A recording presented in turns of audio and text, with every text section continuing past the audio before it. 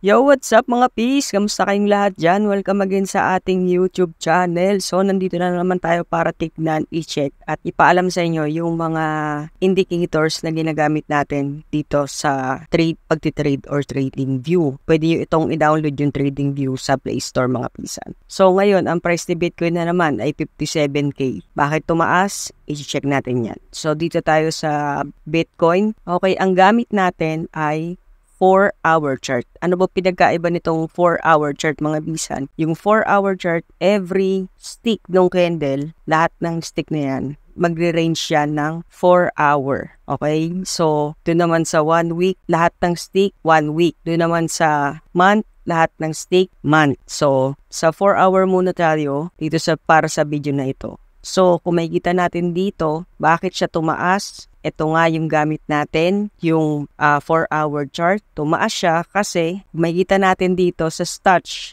RSI ng kanyang 4-hour chart. May cross at yun na nga, pataas uli siya. Dahil pag nag-cross yung orange at blue na yan, yung blue pag nasa taas nung red sa Stutch RSI mga pisan, switch na yon from uptrend.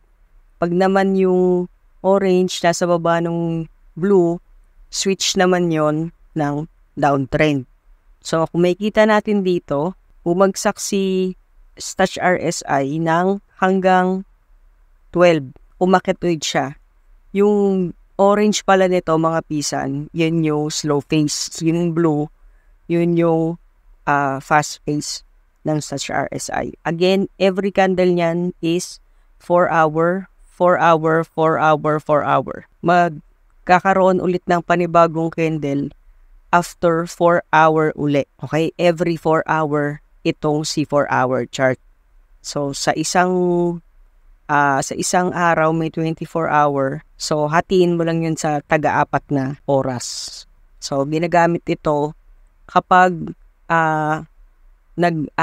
swing trade ka lang or everyday trading ka. So, pag-usapan natin sa susunod na video, yung 1 week naman. At, syempre, yung check din natin yung mga indicators natin. So, ang gamit natin dito, Stutch RSI at Bollinger Bands. Mga pisan. Yun, maraming salamat sa inyong panonood. Bye-bye, peace!